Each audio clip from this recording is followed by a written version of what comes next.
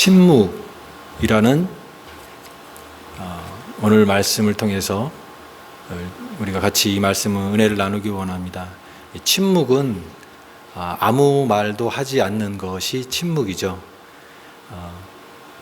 말하지 않는 이 침묵, 그 안에 깊은 그런 외침과 또 내용이 들어있다고 생각이 됩니다. 우리가 신앙에서 이 침묵을 얘기할 때는 이 영성, 침묵이 하나의 영성이고 또 훈련이고 또 이것이 우리를 영적으로 성숙하게 하는 그런 것입니다.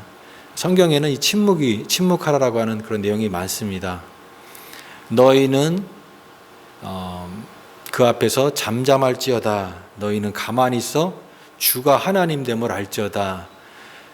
잠잠하라라고 말씀하시고 또 조용히 기다리라고 말씀하시는 그런 말씀이 많습니다. 침묵하라, 조용하라, 잠잠하라. 근데 요즘에는 우리 시대가 이 침묵에 대해서는 다르게 생각하는 그런 시대에 저희들이 살고 있습니다. 옛날에 웅변은 은이고 침묵은 금이다, 그런 말을 했습니다. 그런데 요즘 사람들은 침묵을 금으로 여기지 않고 침묵하면 오히려 손해보는 것 아니냐.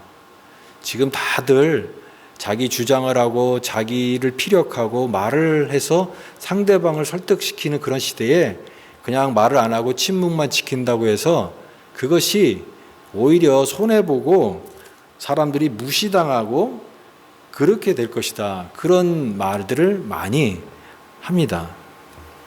그러나 우리는 이 성경에서 이 침묵을 만납니다. 하나님이 침묵하셨습니다. 구약에서 하나님이 침묵하셨고 또 오늘 이 신약의 예수님께서도 빌라도 앞에서 침묵하시는 그런 모습 볼 수가 있습니다.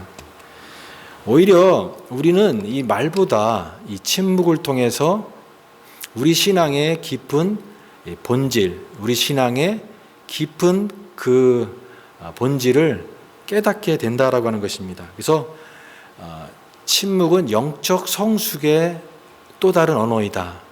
우리의 영성을 더 풍성하게 하는 언어가 바로 침묵의 언어이다. 아이가 2살이 지나면 말을 배우기 시작하지만 침묵을 배우기에는 40년이 걸린다라는 말이 있습니다. 말을 하는 것보다도 더 어려운 것이 침묵하는 것입니다. 하나님과의 대화도 침묵을 통해서 이루어집니다. 우리가 하나님 앞에 말을 하지만, 기도를 하지만 때로는 침묵을 통해서 하나님과의 더 깊은 대화를 하게 되는 것, 그것이 침묵입니다. 과연 그러면 침묵이 무엇인가? 왜 우리 그리스도인들은 이런 침묵에 대해서 생각을 해야 되는가라고 하는 것입니다. 오늘 말씀의 배경은 이제 예수님께서 모든 것이 때가 된 것입니다. 예수님 말씀하신 것처럼 이제 내 때가 되었다. 바로 십자가 앞에 예수님께서 지금 그 모든 과정을 지금 그 앞에 앞두고 있는 그런 내용입니다.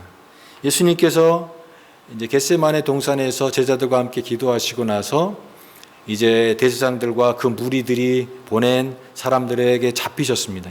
예수님이 체포되셨습니다. 예수님이 체포되자 그렇게 죽기까지 따르겠다라고 했던 제자들도 다 도망가고 예수님은 이제 사람들에게 끌려서 빌라도 총독 앞에 서게 된 것입니다. 예수님을 데리고 온 이 대제사장들과 무리들은, 이 군중들은 이 여러 가지 고소를 했고 또 거짓 증거를 해서 이제는 재판에서 유죄를 입증해서 이제는 예수님을 십자가에 죽이려고 하는 그 과정에 지금 그들이 예수님을 데려온 것입니다. 고소가 있었고 거짓 증언들이 있었고 사람들이 다 이 혈기가 분분해서 예수님을 죽이기 위해서 이렇게 온 것입니다. 이 모든 것을 이제 진행하는 이게 총독 이 빌라도가 있습니다. 이 빌라도는 이 모든 상황 속에서 예수님에게 이제 말을 해보라고 말씀합니다. 저들이 이렇게 고소를 하고 너희들에 대한 증거를 하는데 여기에 대해서 말을 해보라라고 하는데 예수님은 오늘 말씀에 침묵하십니다. 아무 말씀도 하지 않으시고 침묵하시는 예수님의 모습을 볼 수가 있습니다. 우리는 복음서를 통해서 예수님께서 많은 사람들, 가난한 사람들, 죄인들, 또 그 당시에 있는 그 모든 민중들 앞에서 하나님 나라를 말씀하시고 천국의 비유를 통해서 말씀하시고 복음을 전하시는 말씀하시는 하나님을 말씀하시는 그 예수님의 모습을 보았습니다. 그런데 그 말씀하시는 예수님의 모습과는 또 다른 침묵하시는 예수님, 아무 말씀하지 않으시는 예수님의 모습을 보게 된다라고 하는 것입니다. 그래서 우리는 특별히 고난주간과 또 이 사순절 기간을 저희들이 앞두고 보내면서 이 예수님의 침묵 속에 담긴 주님의 고난 받으심, 주님의 고난을 우리가 깊이 묵상하게 됩니다. 이 침묵은요,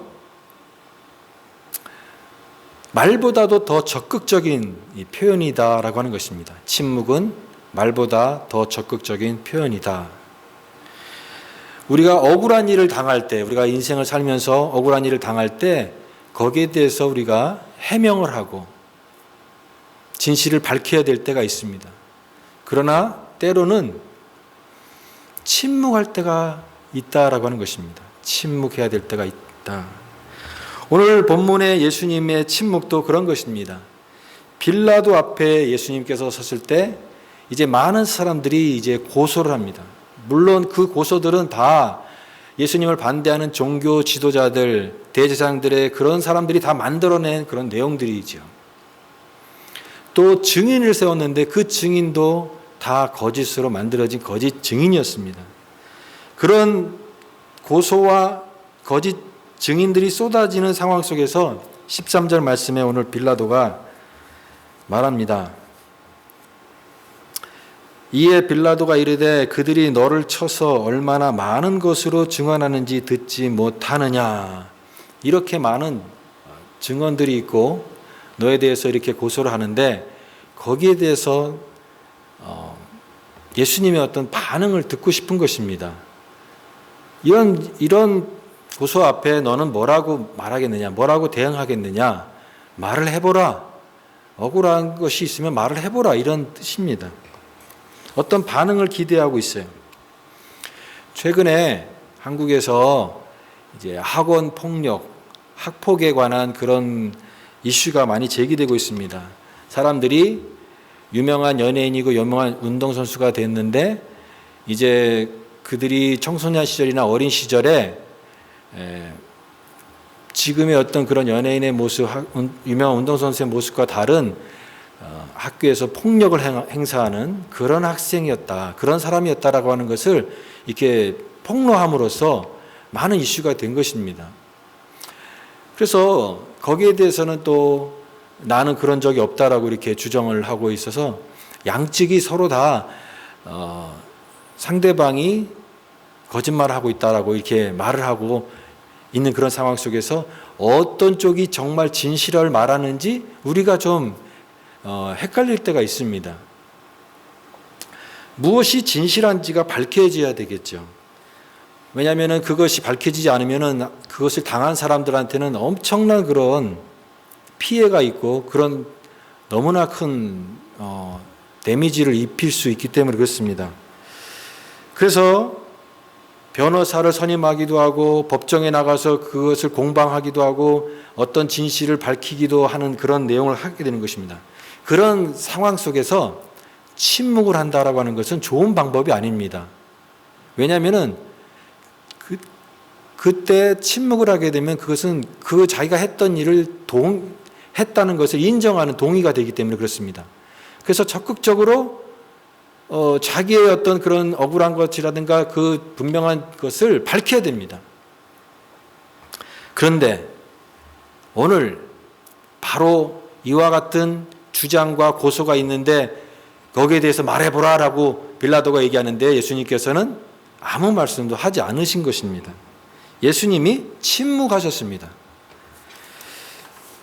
그러면 왜 예수님께서 이 모든 것들을 이들의 고소와 이 고발에 대해서, 증언에 대해서, 거짓인 것에 대해서 분명하게 밝히시지 않고 왜 침묵하셨는가 하는 것입니다. 여러분, 예수님은 사람들이 듣기 좋은 말을 하시는 분이 아니십니다. 예수님은 진리 자체이십니다. 그래서 항상 이렇게 말씀하십니다. 내 말이 옳도다. 또 내가 말하는 그가 나다. 이렇게 말씀하십니다. 왜냐하면 진리를 어떤 가감을 하거나 뭔가를 보태지 않고 그냥 그 자체로 얘기하셔야 되기 때문에 진리를 말씀하시는 것입니다. 예수님은 칭찬할 자를 칭찬하십니다. 예수님은 책망할 자를 책망하십니다. 그런데 예수님은 들을 귀가 없는 자에 대해서는 침묵하십니다. 그리고 하늘의 놀라운 비밀도 그들에게는 숨기신다라고 말씀합니다. 여기 이 진리가 들리지 않는 사람이 있다라고 하는 것입니다. 아무리 그것이 진실이라 할지라도 귀를 닫는 사람이 있다라고 하는 것이에요. 귀가 막혀 있는 사람. 여기 예수님을 고소하기 위해서 온 무리들은 말하자면은 그런 귀가 막힌 자들입니다. 답정너라고 하는 말이 여러분도 잘 아시는, 제가 많이 얘기했기 때문에 아시는 것입니다. 답은 정해졌으니까 너는 대답만 해라. 그들은 이미 답을 정해놓고 온 것입니다. 예수님이 어떻게 대답을 하든 그걸 상관없이 이미 예수님은 죽어야 되는 것으로 정해놓고 그들은 이 예수님을 데려온 것입니다. 그런 자들에게 어떤 말도 들리지 않을 것입니다. 왜냐하면 귀가 막혀 있는 자들이기 때문에 들리지 않는 것입니다. 그래서 예수님은 거기에서 해명을 하고 또 대답을 해서 그 위기를 모면하는 것이 아니라 오늘 그들의 완악함과 이 모함에 대해서 그 상황과 맞서 싸우기보다는 침묵으로 그들에게 맞서기 위해서 침묵하신 것입니다. 침묵하신 것이에요. 그리고 예수님의 침묵은 수동적인 것이 아니라 가장 능동적으로 대응하신 것입니다. 말로 하신 것보다 더 강력하게 말하는 방법으로서의 침묵, 아무 말씀 없으신 침묵으로서 예수님은 강력하게 말하는 것입니다. 사랑하는 여러분, 우리도 그리스도인으로 살아가면서 때로는 우리가 말을 하기도 하고 우리의 주장을 하기도 하지만 오늘 우리 그리스도인들에게는 때로는 침묵할 수 있어야 된다라고 하는 것입니다. 때로는 침묵할 수 있어야 된다. 우리는 내 모든 것을 다 이해받고 싶어 합니다. 내 어떤 상황들, 내가 갖고 있는 어떤 그런 것들에 대해서 다른 사람들이 좀 다 알아주기를 원하는 그런 마음이 있습니다. 그러나 인생을 살다 보면 내 입장, 내 이해를 다 이해받지 못하고 살아갈 때가 있다라고 하는 것입니다. 물론 그렇게 그것 때문에 속상하고 괴롭고 막 억울한 마음도 들고 우리 마음에 응어리가 진다면 그것들을 잘 풀어내야 되겠죠. 그렇게 해야 됩니다. 그러나 반드시 그것만은 아니다. 그것만 있는 것은 아니다라고 하는 것입니다. 세상 사람들은 너를 주장해라, 너의 옳음을 증명해라 이렇게 말합니다. 그러나 우리는 오늘 예수님의 모습을 통해서 침묵을 배우게 되는 것입니다. 침묵을 배우게 되는 것이에요. 바울이 위대한 하나님의 종인데 모든 사람들이 다 바울의 사역에 다 응원을 하고 다 모든 사람들이 동의하고 그를 좋아한 것은 아니었습니다. 바울이 고린도 교회를 개척을 해서 고린도 교회를 세운 사람입니다. 근데 이 바울의 마음속에 가장 아프게 했던 것이 고린도 교회였습니다. 가장 바울의 마음을 긁고 아프게 했던 것이 바울은 사도가 아니다. 이 사도권에 대해서 끊임없이 의심으로 해서 바울의 마음을 너무나 아프게 했던 것입니다. 특히 바울은 자비량 원칙을 가지고 있었습니다. 그가 교회를 개척하고 사역을 할 때, 선교 사역을 할 때에 어떤 성도들의 헌금과 물질을 의존하지 않고 자기가 직업을 갖고 일을 해서 그 자비량을 통해서 일을 했습니다. 그런데 그런 모습을 보고 고린도 교회는 거 봐라. 바울이 사도가 아니니까 그런 자격이 없으니까 이런 사례라든가 이런 것을 요구하지 않고 자기 힘으로 벌어서 쓰는 것 아니냐. 오히려 그런 바울에 대해서 더욱더 의심의 눈길을 보내는데 그것이 바울의 마음을 너무 아프게 했던 것입니다. 그래서 고린도전서 9장 15절에 이렇게 얘기합니다. 내가 복음 전도자로서 값없이 여러분들에게 복음을 전할 때 사실은 내가 여러분들에게 그런 것들을 요구할 수 있는 권리를 다 가졌다. 그런 권리를 하나님께서 다 가질 수 있도록 그렇게 하셨는데 그러나 나는 권리를 쓰지 않고 참는다. 그것은 차라리 내가 죽을지언정 누구든지 내 자랑하는 것이 헛된 대로 돌리지 못하게 하려고 하기 때문이다. 내가 그런 권리가 있고 내가 얼마든지 그것을 요구할 수 있지만 그러나 그 권리를 주장하지 않고 이것을 쓰지 않겠다. 내가 정말 차라리 죽을지라도 그것을 권리를 내가 쓰지 않겠다라고 바울이 이렇게 자기 자신을 제한하고 있는 그런 모습을 보게 됩니다. 살아가면서 우리가 할 말이 있어도 하지 말아야 될 때가 있습니다. 하지 말아야 될 때, 이 침묵으로 말해야 될 때가 있는 것이에요. 그것을 뜨거운 침묵이라고 얘기합니다. 뜨거운 침묵. 정말 중요한 말을 하기 위해서 지금은 침묵하는 것이에요. 그것이 뜨거운 침묵이에요. 내 내면을 뜨거운 침묵으로 준비한 사람이 정말 중요한 순간에 정말 중요한 말을 할 수가 있기 때문에 지금은 뜨겁게 침묵하고 있는 것입니다. 여러분, 침묵은 결코 패배하거나 비겁한 것이 아니에요. 내가 그것을 어떤 사실을 모르기 때문에 하는 그 침묵은 모르기 때문에 하는 무지에서 오는 그 침묵입니다. 또 다 아는데도 불구하고 내가 나서야 될 때도 불구하고 말하지 않는 것은 비겁한 침묵이 있습니다. 그러나 용기 있는 침묵이 있습니다. 내가 알지만 그러나 이 상황 속에서 내가 해야 될 최선의 방법으로서 침묵하는 침묵은 용기 있는 침묵인 것이에요. 그것은 패배나 비겁이 아니라 진정한 침묵인 것입니다. 계시록 8장 1절에 하나님이 그 모든 심판이 일어나는데 인, 나팔, 대접, 재앙이 이렇게 차례차례 순차적으로 일어납니다. 근데 계시록 8장 1절에 일곱째 인을 떼실 때에 그 다음에 이런 문장이 있습니다. 반시쯤 고요하더라. 반시쯤 고요하더라. 재앙이 이렇게 쏟아지는데 이제 그 재앙이 끝나고 나서 갑자기 찾아온 고요입니다. 여러분, 그 고요함 속에 영어로 보면 그 사일런스거든요. 침묵. 아무것도 일어나지 않는 침묵 속에 어떤 사람들은 이 하나님이 이제는 활동하지 않으시고 하나님이 안 계시는구나. 하나님의 그 존재에 대해서 의심하고 또 이제 모든 것이 끝났다라고 생각하는 그런 반응이 있을 수가 있습니다. 그러나 그것이 끝난 것이 아니다라고 하는 거예요. 반시쯤 고요하다라고 하는 것은 그 고요 이후에 앞으로 닥칠 더 큰 것들을 지금 예비하기 위해서 축적하고 있는 것입니다.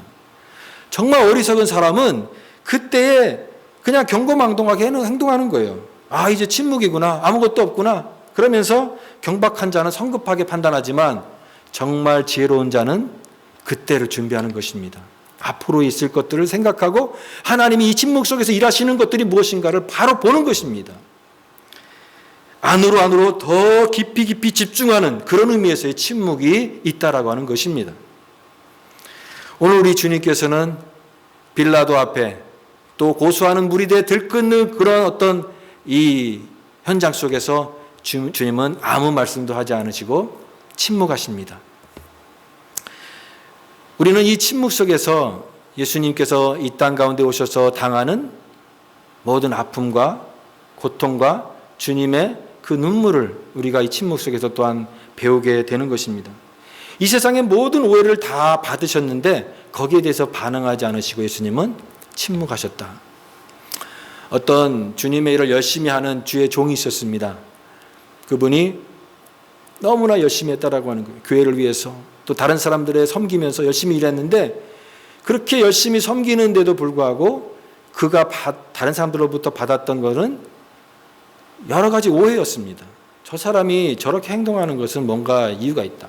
그런 오해를 받고 오히려 더 그런 반응을 접하면서 그가 너무나 많은 상처와 쓰라림 속에 교회에 텅 빈 교회에 와서 울면서 그 자리에 엎드려서 막 기도를 하면서 하나님 왜 내가 이렇게 주님을 위해서 이렇게 열심히 하는데 왜 나에게는 이런 반응과 이 싸늘한 사람들의 시선이 너무나 힘듭니다. 눈물로 막 기도를 하는데 그 눈물 너머에 십자가가 보이기 시작했다라고 하는 것입니다. 그러면서 십자가를 보는데 내가 이렇게 당하는 이 오해와 이런 서러움들과 이 억울함들이 주님을 묵상하는 그 십자가에 비해서는 아무것도 아니구나라는 것을 그가 깨달았다고 하는 것이에요.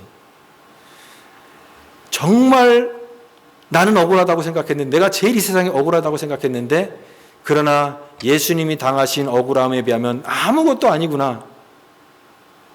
예수님이 가장 억울하신 십자가가 가장 억울한 것이구나. 그거를 깨달으면서 주님 앞에 더욱더 깊이 엎드리는 그런 기도를 드렸다라고 합니다. 침묵으로 적극적인 표시인 그 침묵으로서의 그 침묵이 있고 또한 침묵은 내려놓음으로서의 침묵이 있습니다. 나를 내려놓음으로써 하나님의 뜻을 드러내는 그 침묵이 있습니다. 여러분 우리가 어떤 이 세상에 살아갈 때 내가 해야 될 일을 다 해야 됩니다. 최선을 다해야 됩니다. 그러나 최선을 다하고 그 마지막은 어떻게 됩니까? 그 마지막은 하나님께 맡기는 것입니다. 물론 설령 그 마지막이 내가 원하는 방식으로 되지 않는다 할지라도 내가 하나님을 신뢰한다면 그 마지막을 하나님께 맡기는 것입니다. 우리 신앙은요, 내 뜻을 활짝 펼치는 자기 개발, 성공의 법칙, 이게 신앙이 아니에요. 하나님을 믿는 것이고 그 아들 예수 그리스도를 내 생명의 주인으로 믿는 것이 신앙입니다. 리차드 포스터는 이런 얘기를 했어요. 침묵은 하나님께 우리의 인생의 고삐를 맡기는 것이다. 그런 말을 했어요. 인생이라고 하는 이 사나운 말 잔등에 올라타는데 말이 곱습니까? 막 사납게 뜁니다. 그때 그 고삐를 내가 쥐어야 되고 내 뜻대로 해야 되는 그런 이 고삐를 하나님께 맡기는 것입니다. 그 하나님을 온전히 신뢰하는 표시로 하나님께 맡기는 것이에요. 하나님을 신뢰한다라고 하는 것이 그런 것이에요. 오늘 예수님께서 이렇게 침묵하신 이유는 하나님께서 예수님에게 이 모든 인간의 죄들을 담당하기 위해서 예수님을 그 자리에 세우셨음을 아셨기 때문에 주님은 침묵하신 것입니다. 빌라도와 또 고소하는 자들과 다투기보다는 하나님의 뜻을 따르는 것, 그 이유에서 예수님은 침묵하고 계시는 것입니다. 그래서 이사야 53장 7절에 털 깎는 자 앞에서 잠잠한 양과 같이 그가 입을 열지 아니하였도다. 마치 털을 깎는데 아무 반항 없이 그저 털을 깎이는 잠잠한 양처럼 주님은 아무 말씀도 하지 않으시고 잠잠하게 침묵하셨다라고 하는 것입니다. 여러분, 예수님이 침묵하셨기 때문에 예수님은 십자가를 질 수 있었고 오늘 우리가 구원받게 된 것입니다. 하나님의 뜻을 따르는 그 침묵. 예수님이 잡히기 전에 이 빌라도 앞에 서기 전에 예수님은 겟세마네 동산에서 기도하셨습니다. 그 기도할 때는 그때는 정말 땀방울이 핏방울이 되는 것처럼 하나님 앞에 절박하게 부르짖었습니다. 하나님의 그 구원을 호소하고 하나님 앞에 기도했습니다. 간절하게 기도했어요. 통곡과 눈물로 기도했어요. 그러나 그 이후에 오늘 예수님은 빌라도 앞에서는 침묵하셨습니다. 저는 이 침묵이 또한 하나님 앞에 온전히 순종하는 기도라고 생각이 됩니다. 아무 생각 없는 그런 어떤 침묵이 아니라 내 영혼을 완전히 맡기는 하나님 앞에서 침묵의 기도를 드렸다라고 생각이 됩니다. 오늘 우리 성도가 드리는 기도의 두 가지 종류가 있습니다. 하나는 간구하는 기도입니다. 우리가 하나님 앞에서 부르짖는 기도를 하라고 하잖아요. 너는 내게 부르짖으라. 하나님 앞에서 우리가 우리의 그 기도를 간절히 소리 내어서 기도하면서 하나님의 뜻을 구하고 하나님의 은혜를 구하고 하나님의 도움을 구하는 그런 기도를 드릴 때가 있습니다. 성도들이. 그러나 또 하나의 기도는 침묵하는 기도가 있습니다. 침묵하는 기도. 그 침묵하는 기도는 나 자신을 주장하고 내 말을 하는 것이 아니라 하나님의 뜻을 내가 그 하나님의 뜻을 완전히 맡기는 것입니다. 주님, 나를 다스려 주십시오. 나를 다스려 주십시오. 대화와 소리가 아닌 침묵 속에서 조용히 하나님을 느끼는 그런 기도가 침묵하는 기도인 것입니다. 이것은요, 하나님과 말이 통하는 것이에요.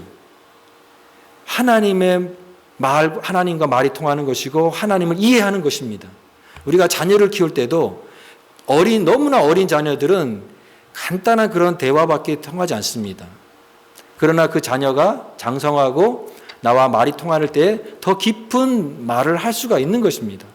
하나님과의 관계도 마찬가지입니다. 어린아이 같은 그런 대화를 하는 사람들은 항상 자기 말을 하고 그것을 대화했다고 얘기합니다.